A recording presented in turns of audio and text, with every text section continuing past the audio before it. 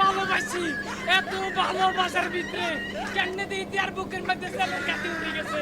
আরে আল্লাহ রে আল্লাহ, আর ভালোবাসা কোনো জায়গায় কমতে ছিল না রে ভাই।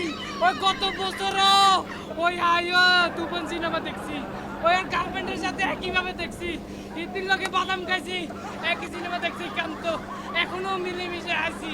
তবে হিতি যে আর এইভাবে বুকের মধ্যে সেলের গায়ে দিব আই কল্পনা আরে নয় ভাই। আরে ভাই তান্দব হয়ে গেল ভাই।